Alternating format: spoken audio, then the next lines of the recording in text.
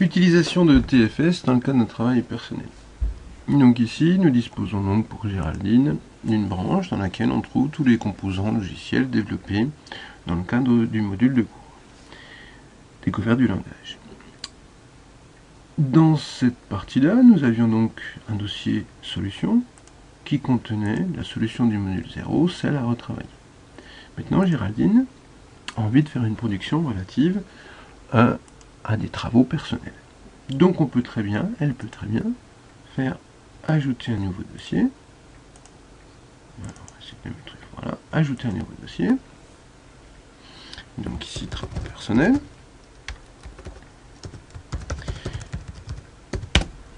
Dans lequel elle va pouvoir archiver ses travaux personnels. Donc ici, nous allons donc archiver tout de suite pour sauvegarder cette création de dossier. Donc ici, création d'un dossier personnel.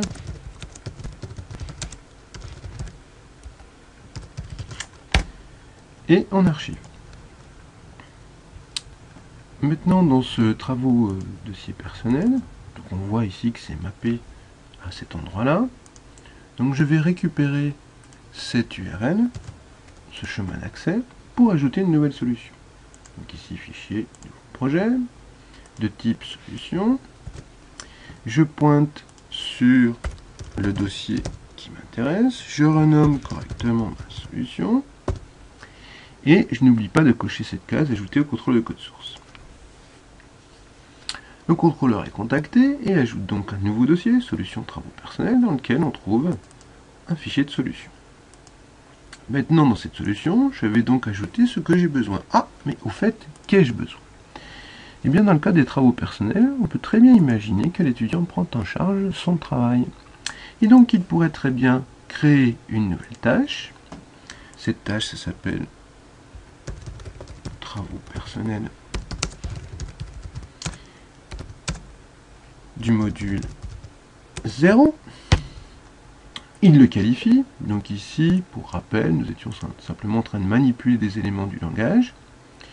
Donc ici, c'est donc de la conception de solutions applicatives.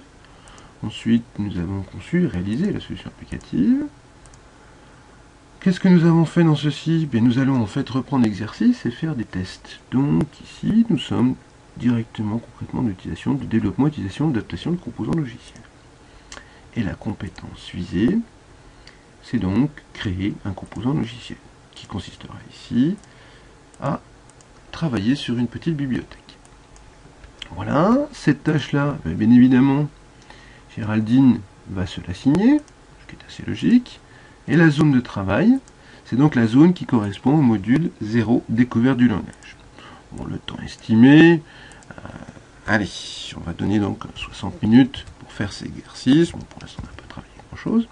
Et qu'allons-nous faire? Eh bien, dans cette partie tâche, nous allons travailler sur l'exercice qui était présenté dans le TP numéro 1. Donc ici, je récupère le code dans le fichier Word, et on me dit, à partir d'un nombre saisi, afficher le nombre, si le nombre, est plus grand que 10. Donc, qu'est-ce que j'ai à faire ici? C'est créer la bibliothèque. Là, je crée mon travail.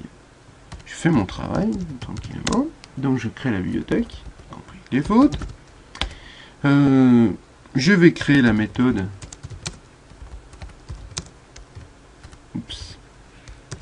La méthode exercice 2. Et je vais tester la méthode.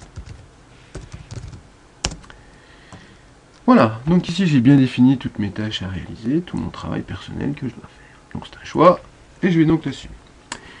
Donc maintenant que j'ai créé ma tâche, donc 736, pardon, je vais donc pouvoir travailler.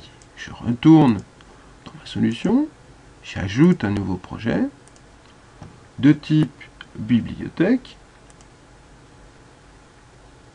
en C#, voilà. Et donc ici, je donne un nom significatif à ma bibliothèque, mais bon, ça sera fonction de chacun.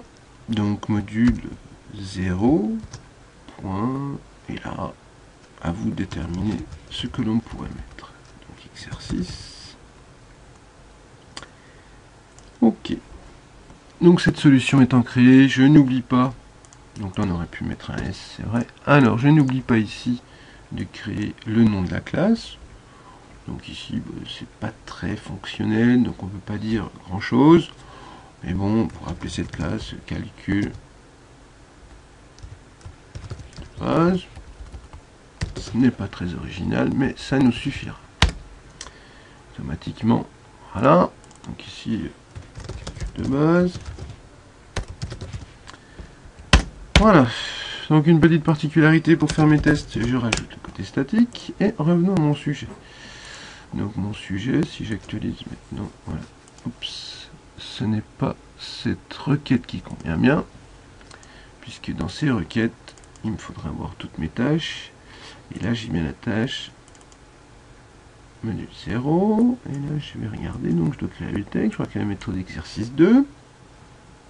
Donc, retournons dans mon code source.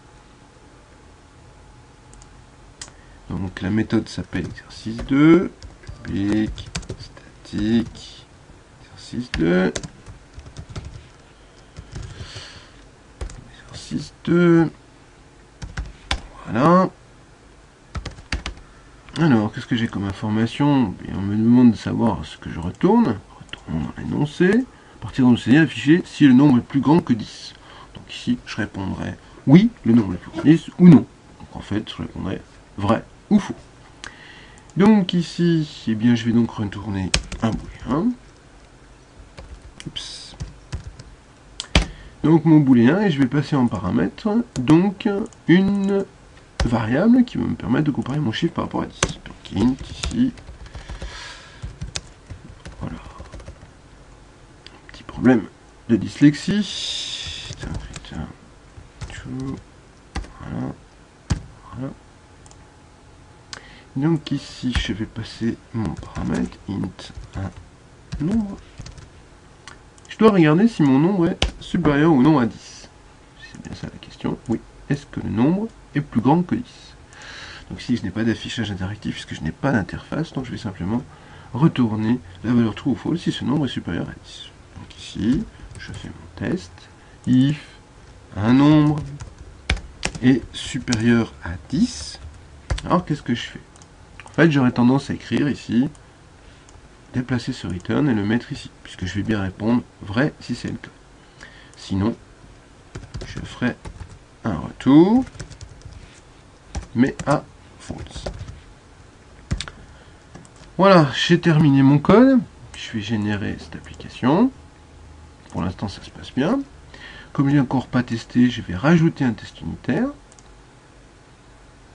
Donc ici, il me demande ce que je veux tester. Donc ici, je vais tester ça en créant un nouveau projet de type C#.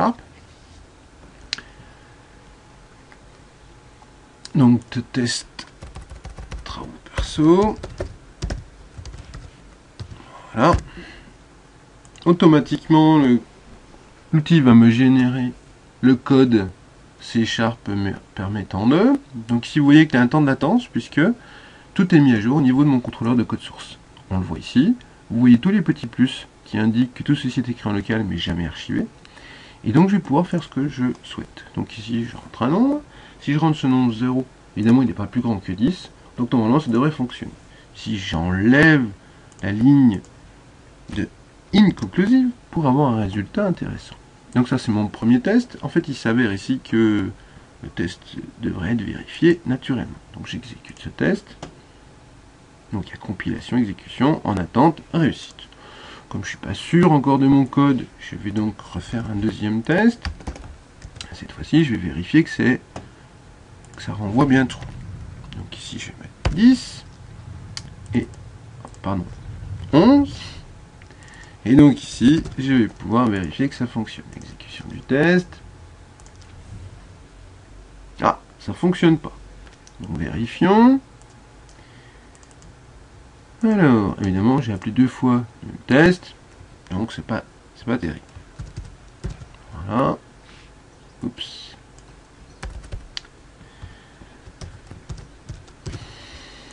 Et donc, je peux exécuter maintenant ce test. Et l'exercice 2 est réussi.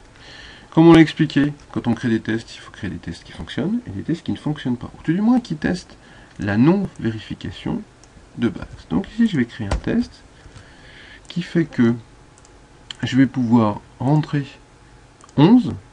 Je vais mettre ici que ce n'est pas plus grand que 10. Et donc, ce que je dois vérifier, c'est que mon traitement ne va pas répondre false, mais va répondre vrai. Donc ici, il me suffit de tester anti-call. Donc, test 2, mais cette fois-ci, donc, test anti-call. Voilà. Donc ici, je réexécute mes tests. Et donc ici, mon test est bien réussi. Donc j'aurais pu débugger, mais ce n'est pas l'objectif. Donc ici, j'ai terminé mon exercice. Ma mission est accomplie. Tester la méthode. Tout ceci est fait. Donc je n'ai plus qu'à archiver tout ceci. Donc je suis sur la tâche 736. Donc maintenant, je vais m'occuper de l'archivage. Comme vous le voyez ici, j'ai un ensemble de modifications très important. Je vais donc aller me positionner sur la solution complète pour archiver l'intégralité de mes actions. Donc ici, c'est réalisation de l'exercice 2.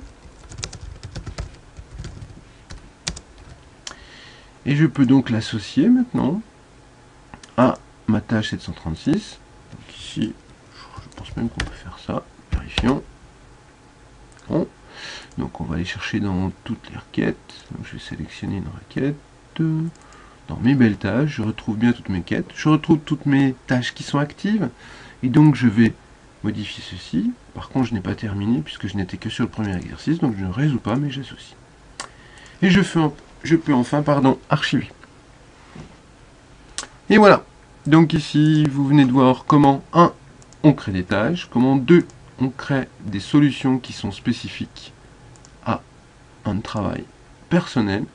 Et vous venez de voir comment on les installe dans TFS, dans la solution ou dans la branche.